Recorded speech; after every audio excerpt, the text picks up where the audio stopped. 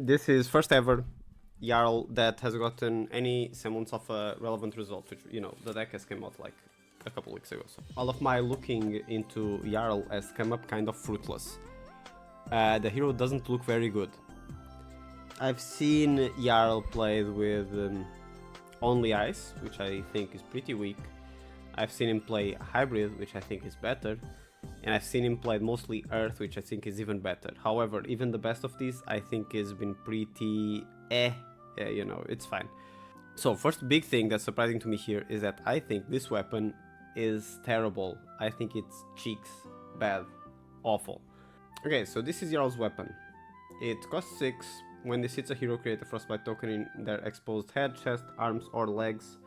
If this is the only card equipped to your weapon zone, this gets +2. Okay, so in terms of flavor, this weapon is fucking cool, right? The idea is that it's like a big old pole arm that you can technically use with one weapon, with one arm, but it only gets really good once you break your shield, and then you can use both arms. And psh, psh. The flavor is great. However, I think this is pretty bad. The reason is because during the course of the game, I think it is very rare that you will want to pitch 2 cards to do 6 with no breakpoint. I think if this weapon went for 7 after heavy is online, I think it would be a lot better. However, the way that it currently stands, I think as a Guardian you really want to have like a 1-card play available. And if you're playing this, you can play like the Tiny Hammers, which you can swing with just 1 blue. Some people have been combining Summit with the Coronet Peak. And the idea here is that Coronet Peak is kind of like your hammer, right? Your 1-card plays to activate Coronet Peak, and you keep Summit for the late game, where it's a little bit more relevant.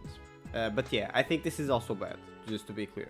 I think this idea makes more sense where you have the Coronet Peak, and this is kind of like your weapon for most of the game, and then you switch to Summit. This is a better idea. I still think it's a bad idea. However, our mystery man here isn't on Coronet Peak. This is just Crown of Providence, Tunic, Earth Boots, Jarl Arms, and Summit and Stalagmite. This is like one of the big reasons to play the deck. This shield breaks like it can block for like a million when you use it correctly. Like if you stick this in the middle of like some Aurora turns. Yeah, this can really like clunk up the aggro decks if you use this correctly. And this is one of the big reasons to play Jarl. Like the big reasons to play Jarl is that he has access to all of these insane cards, but all of the hero text in itself seems pretty mid. Okay, so what are we expecting here? Are we on Earth? Ice? Both?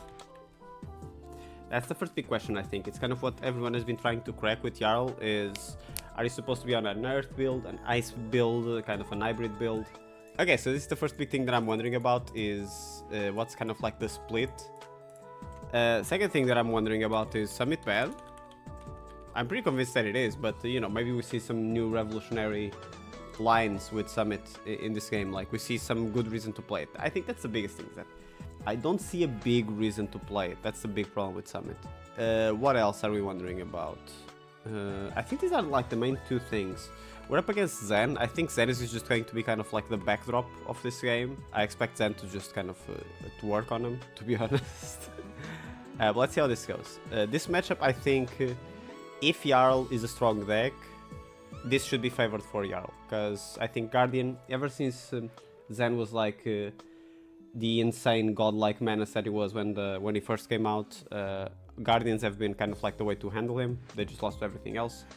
So I think if this is good, if Jarl is good, matchup versus Zen should be good as well. Okay, so I think these are the 3 things we want to investigate. Is Jarl on Earth, Ice, or both? Is Summit bad? And if Jarl is good, the matchup versus Zen should be good as well. Let's see if that comes to fruition. Let's get into the game.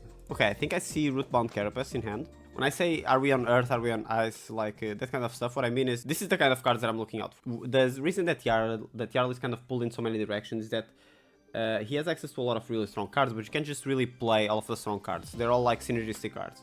For example, like Channel Lake Frigid, which they just played. This requires you to have a certain density of ice blue cards in your deck so that you can keep this around for multiple turns. Then you have stuff like Felling of the Crown, which requires some decompose to have the full text of the card.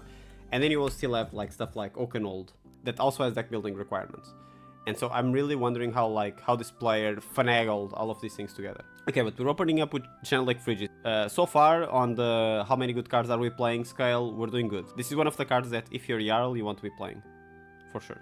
Channel Lake Frigid seems pretty devastating against Zen. Because you'd love to play a no-cost blue here to Transcend, but both the no-cost and the Transcend are going to cost 1 under Channel Lake Frigid. What is the play here from Zen? Okay. A cool CNC. You're pretty happy to have that in hand if you're Zen here. Because like I said, I think your big turns are kind of fall apart to Channel Lake Frigid. From the side of Jarl, we see blocking with Command and Conquer and Felding, suggesting that we're also playing the good Earth cards. So we've seen like the best Ice card, we've seen the best Earth card. This is looking like, you know, whatever concoction we've made, we've managed to fit all of the good cards in here. Another thing that I'm looking out for is, are we playing Mangle? Believe it or not, this is something that I've kind of... and Pummel. It's something that I've kind of come to the conclusion as I've seen more Jarl being played, is that usually if you want to fit in like all of the good Earth cards and all of the good Ice cards, cutting Mangle starts to look like a good decision, which is crazy, right? Because that's kind of like, that's the card for Jarl. But I wouldn't be surprised if we're not on Mangle. Though we do have the Jarl gloves going around, so maybe we're probably on Mangle, I suppose. Let's see. But even if we're on Mangle, I expect that we don't have... we're probably not on the block card. The 4 block that tutors Mangle. Oh, Jarl just passed. Okay. Another CNC for 6. Block. Okay, holy shit. Blocking with 2 pummels and the Jarl blue, I think. Okay, so far, nothing super shocking in this deck list. We're seeing the pummels, which means that not only did we find space for all of the Earth and Ice stuff, we also found space for pummel, which is crazy. Okay, frozen to death. What does this say? So Ice Fusion, if this was fused, you may destroy an equipment with a -1 counter. You may create a Frostbite token in an exposed head, chest, arms, or leg zone. The problem with this card is that this effect is fine. Like at the end of the game, it's obviously more effective. Because if Jarl is online, it's actually creating two Frostbites. And also it's uninteractable equipment destruction, which is good. Because we might see it this game, but one of the big problems with Jarl is that Mangle never hits. But yeah, this is more surprising that they're playing this, because I think this card is pretty bad. But I guess it's part of your like blue ice kind of package to support Channel Lake Frigid. Okay, I'm guessing Jarl just passed again. Not looking super proactive so far, not gonna lie. Zen isn't finding good hands either though. Pitching 2 reds for Kakara is not really the vibe as Zen. And on the side of Zen, this looks like the very like standard new Zen list. Like we see a lot of Tiger stuff, we see Pouncing Keys, we see the new, not the new boots, but you know, the good boots that aren't super degenerate. Okay, so it's Kakara Chase the Tail, what a turn, ooh-wee. If I'm Jarl, I'm probably blocking with something here because I can't convert the whole hand. Okay, blocking with Plow Under. We also found space for Plow Under. Promising. Okay, they're playing fucking this card. I also think this card is terrible. Okay, so let's see. Exposed to the elements. Alright. Okay, Earth and or Ice Fusion. If this was Earth Fused, put a -1 counter on target equipment. If this was Ice Fused, destroy an equipment with 0 block. Controlled by target hero unless they pay 2. Okay, but yeah, first problem is that this is an instant, so it doesn't block. Second problem is that this is interactable. You can pay to not have your equipment broken. And interactability is cringe. If there's something that New taught us, is that the disruption is way better when your opponent can't do anything about it. But yeah, there's obviously like reasons to play this card, right? First and most obvious one is because it's one more card in your deck that breaks equipment. If you double fuse it, this is technically like a full piece equipment break in of itself. However, for example, in this situation, you can see that Jarl kind of runs into an issue where if you're playing equipment destruction into Zen, you would love to break Traverse. Like, that's like the dream. You destroy Traverse before it's active. This is just amazing. However, you can't do that because this card requires the equipment to be at 0 durability. And Traverse has blocks for 2, so this doesn't work. I'm actually kind of wondering what we target here. It has to be the boots, I believe. Another cool thing that you can do, because this is an instant, is... Let's say they're blocking with Grasp of the Arknight, right? They block for 2 with Grasp of the Arknight. You hit them with this at instant speed. So you let the Chain Link resolve so that the equipment gets the -1 counter, and then you put this on top, so you give it another -1 counter, and now it's at 0 and it's going to break unless they pay. Those lines are interesting. But yeah, I'm very surprised to see this card being played. I've always thought it was kind of bad. But that's something that's cool about this deck, is that so far it looks like we're leaning pretty heavily into this armor destruction angle, right? Which is exciting, because I feel like a lot of people have given up on that side of Jarl. Me. I'm many people. Okay, destroys the boots. Now we have an open space to put frostbites in, which is good. Okay, Ancestral Harmony misses, obviously, misses every time. This card has never resolved with the full effect in its life, except for when it does, and it instantly wins the game. Okay, this is looking like it's going to be the first real Zen turn, I think, because we have a Transcend in hand. Oh yeah, we can see that Jarl is also playing Blizzard. But I would say that Blizzard is in the category of good blue ice cards. It's not really in the category of deck building restrictions. If we have Blizzard in hand, we can break this turn pretty hard if we just hold it for a little bit longer. If we wait for Zen to search and then like play a Tiger or something and then we Blizzard, it's pretty devastating. Okay, activate Zen, make a cat, search for a card. Okay, grabbing a Tiger Swipe, that's interesting. Why are we grabbing a Tiger Swipe here? So cat, Tiger Swipe for 6, that's so much damage, man. This deck is so silly. I know we're here for Jarl, but holy moly. Pitching the Blizzard, interesting. Oh, because it creates a Frostbite. Okay, so let's break down what's happening. Jarl displayed Pulse of Eisenloft. This is legendary Ice Earth defense reaction. Ice, Earth and Elemental action cards have +1 while defending this turn. This is interesting because since we have opened up an equipment slot and we are playing an ice card, because remember this is a defense reaction, so it gets played when it blocks. We're giving Zen a Frostbite, and I guess we're kind of hoping that we're going to break the hand here somehow. I'm not sure if this is correct, a correct decision from Jarl. I think Blizzard is more effective here, but we'll see. The Zen player is also playing around it well, because they grab the Tiger Swipe instead of something that costs pitch, right? Which means that they have basically these two floating to just smooth over the turn. This turn isn't super impressive if this doesn't hit. You'd really love like a Tiger in the middle so that you can keep going. If I had to guess, like Zen probably has like Command and Conquer in the arsenal or something like that, or maybe Enlightened Strike. But yeah, Jarl just makes the Frostbite, basically ending the turn here after the second Tiger Swipe, and also blocking with the Earth Defense reaction. So we're seeing, once again, this is kind of one of those cards that you include to pay for deck building costs. You play the defense reaction so that you get to play Felling online all the time, and we see the Pollender come out. Okay, so sends opponent's arsenal to the bottom, going for 6. Jarl has pitched, I think, 3 Blizzards in a row, which is very funny, and Zen taking damage for the first time, it seems. Okay, opening up with Biting Breeze. If you haven't been in this spot before, just block the Biting Breeze. Like, if you have equipment, just give up the equipment here. It's not worth it, the pain that they can inflict upon you. The Zen players will play this like they're being cheeky, when we all know that this means double Chase the Tail. Okay, we're blocking with another good ice card. Yeah, Winter's Bite blue. Okay, once again, this is within the category of blue ice cards. Cost 0, target hero discards a card unless they pay 1. It just gets a card out of your opponent's hand. Especially effective if they don't have Tunic. So Biting Breeze, Tiger for 1, activate Zen, Chase the Tail, yada yada. Where are we getting the second Tiger from? Oh, we have Aspect in hand. Oh, this is a fucked up turn. This is gonna be big damage from Zen.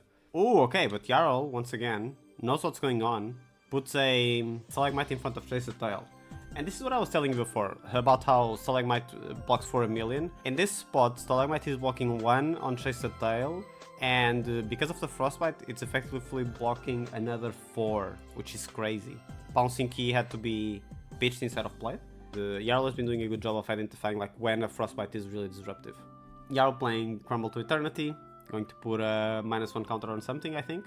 And also disactivates Jarl abilities, so Zen is going to get a Frostbite. So thinking back about Summit, right? We were talking about that at the start. I'm thinking now that the turn where Jarl just passed, with 3 cards in hand, that's kind of a symptom of Summit, right? That's happening because we don't have a hammer to swing with the blue we have in hand. Okay, we're going back to Zen's turn. Zen is playing Growl, paying for it with Levels of Enlightenment. Okay, so this is going for 3, go again. 2 floating. So on this turn, Zen actually has some pitch to work with, so that they're not totally bummed if Stalagmite or an Ice instant gets played. Okay, into Command and Conquer. Jarl, we're guessing blocks here. Oh, we have Rootbound Carapace in hand. That's unfortunate. Jarl still has a lot of resources though, right? We have all of the equipment. And if we're thinking about like power cards, we still have basically all of them. We've seen 0 Oakenolls, we've seen 1 Felling blocked with, we've seen 2 Plow Unders. Okay, we block with Crown, send the card to the bottom. We're keeping the entire hand, which is a little suspicious to me. I guess we do have the Dominate this turn from the Aura, so maybe we want to play around that. But we have a defense reaction hand. I'm wondering why we chose to keep such a big hand. Let's see. What is the line here from Jarl? Also down to 19, took a lot of damage that turn. Oh, are they playing Frostfang? What is that card? That's not Frostfang, is it? Icequake! Bro, what is this card? Okay. We're in uncharted territory, gamers. Okay, Jarl just played this. Red Icequake. Your next attack this turn gains +3 whenever an attack hits a hero this turn. Create a Frostbite token under their control. Okay, so I would say that this is a bad card. So this is 1 for 3 on hit, create a Frostbite. I guess it can be effective into aggro decks. That's like not irrelevant to think about.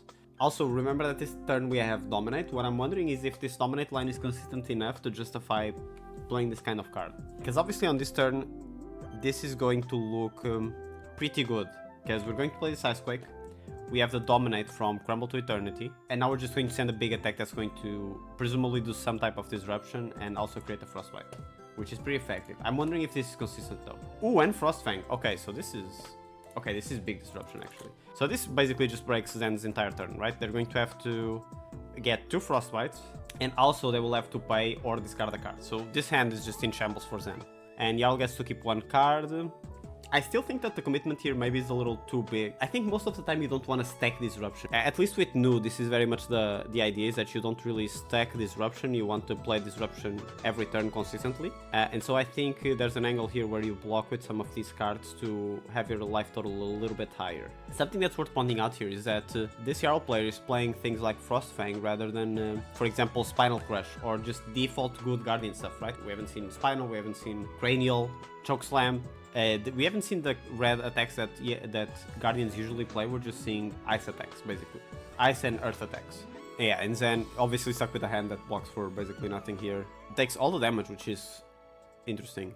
I think, I would presume that the correct decision for Zen here is to try to keep as much life as possible, but maybe not. Maybe the idea here is because this attack is dominated, you might as well try to do some damage. Okay, blue 100 wins paid for with blue 100 wins, paying both Frostbites. Jarl taking 1.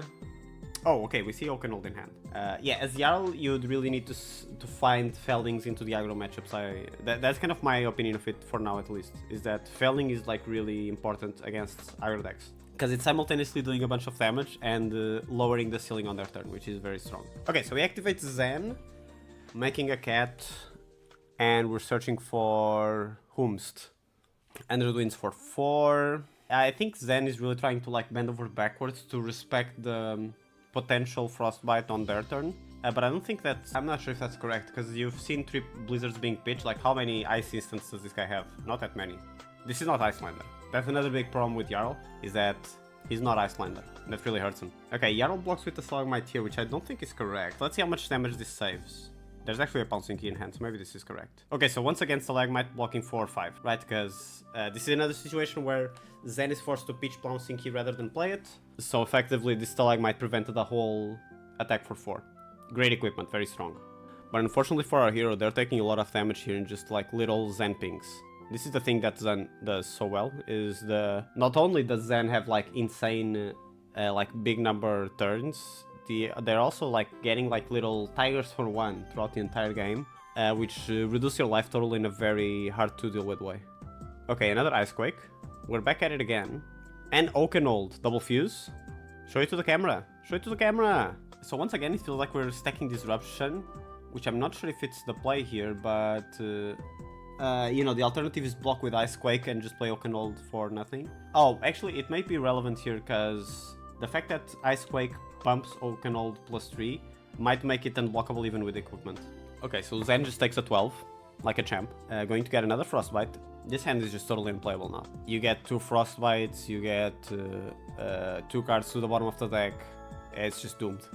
Yeah, so Zen player just passes turn, obviously, because you got Oakenalded. And the game is actually now a lot closer. Oakenald, like, big shocker. The best card in the deck really turned the game around. Let's see if there's a good follow-up from Jarl, though. Like, if you start chaining Oakenolds now, it's pretty devastating for Zen. It's hard to deal with that. What's the line? Ooh! Gloves time? Okay, sorry, spoilers. Okay, so we're activating the gloves. Okay, so the gloves have both modes on.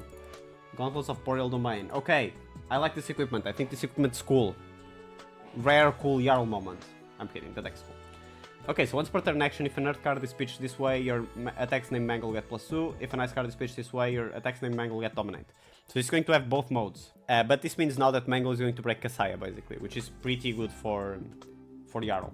You know, ideally you want to break Traverse, but there's an issue there where if you put a -1 counter on Traverse and you play a Mangle, Zen knows that Traverse is like about to get blown up, so they will block with it and get the effect off anyways.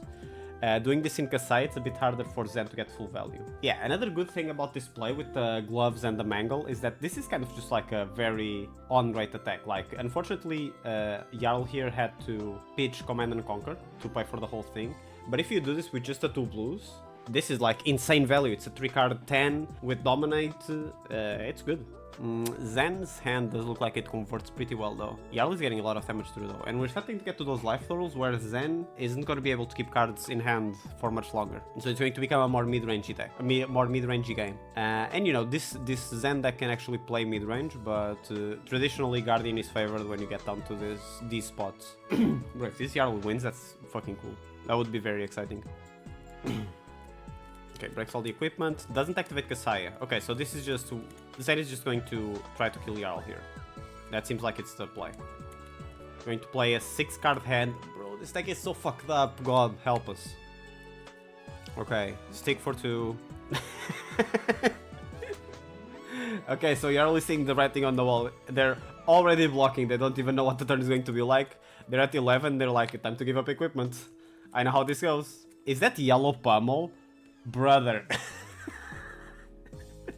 What do you mean you're playing yellow pummel? That's crazy.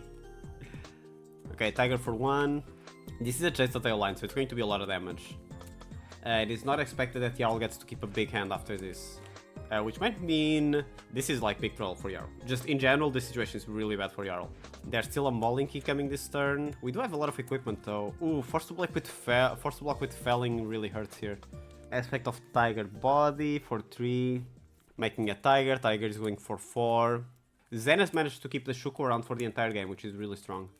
I think if I'm Jarl, there's an argument to target the Shuko instead of targeting the Kasaya with your -1 thing. 100 wins for 3, then it's going to be another Tiger for 4. Bro, this is so much damage, god! Zen pisses me off, dude. 4, because of Shuko, yep. Yes, sir. Blocking with gloves, taking 2, Mauling Key. Look at this board, man! It's fine, we're fine. Okay, Jarl managed to full block the Mauling Key, but the problem is now that Zen is going to get a 4-card attack, Jarl is at 4. If Jarl can hold on this turn, if Zen draws a really bad hand, there is a chance for Jarl to get back in this game. Okay, we're playing Growl for 3. Good start, if you're Jarl. Love to see it. Oh, Zen is playing this shit? What is this called? So Armor of the Hunt is this card. When this attacks, if you pitch the blue card this turn, create a Crouching Tiger in your hand. This card is pretty bad, but it does have a place in Zen decks, because it creates these really good mid-range hands, where you can pitch a blue, you play this, you Kakara, you Tiger, and the damage is split 3-2-1, so it's really annoying to block. This is also, if you were a big MST draft head, this card was like the nuts, right? Like you would love to just have this card. You also have a bunch of these guys, Tiger Form Incantation. I actually like Tiger Form Incantation a bit more than I like Harmony of the Hunt, because this blocks for 3, that's the main difference. But yeah, so these cards usually not seen in CC, but they do have a role, especially when you get down to these like smaller hands that they're very efficient. Okay, blocks for 3 with CNC. I wonder what's the arsenal here for Jarl. Once again, I think we're kind of feeling the plane of playing Summit. Like in this game, I'm not sure if having a normal hammer makes a difference, but you know, we gotta be honest with ourselves and realize that Summit has been activated 0 times. It isn't very inspiring. Takara for 2, and then Tiger for 1. I'm not sure about this block sequencing from Jarl here. I guess you're scared of the final card, but I would have blocked Harmony of the Hunt with Rootbound Carapace, I think. Okay, and finally, Fabtcg for 4. Okay, and we have the Earth Rootbound Carapace. Jarl is a better blocker than me. And we're left with 0 cards once again. This is not the pivot turn for Jarl. Yeah, it's a really fucked up situation, right? Like, now you're just going to get sticks and cats for the rest of the game, most likely. Okay, this hand for Zen is good. It is good. Okay, yeah. This might be GG for our boy. Basically, Zen has a way to stick and cat and activate Zen, which is... Basically, it's the one thing you don't want to see. You want Zen to either whiff on the blue or whiff on the Transcend. If they have both, it gets really hard. What's the correct pick if you're Zen here? If you have... Key Unleashed, that might be better. Key Unleashed for 5, taking 2 cards. Oh, no, it's not. Oh, it's still the pouncing key. Dude, the Zen player always has it. They have everything. It's interesting also because all of these pouncing keys, if you'll remember, were pitched from Stalagmite. Like, Jarl blocked well previously, and so now the punishment is to deal with pouncing key in the endgame, which is very cruel. Oh, actually playing the block card. So, I was telling you before how I think that this card is... I wasn't expecting them to be on this card. So this is Unforgetting Unforgiving. It's the Jarl specialization. When this defends, if the attacking hero controls an equipment with a -1 counter, you may search your deck for a mangle, banish it, then shuffle. So let's talk about the good parts first. Good part, it is a 4 block and it can be a 2-turn. So it replaces yourself in your hand if everything goes well. The big problem is that the conditions on this, like the restrictions for this card to have an effect, look like a fucking legal document. Your opponent needs to have a -1 counter on an equipment, which shouldn't be going on for a lot of the game, I think, because usually when they have the -1 counters, you're trying to break the equipment. And then you also need to still have Mangle in deck. So it's a lot of restrictions on this card. Even if it seems like it's not a lot of restrictions, it is very restrictive.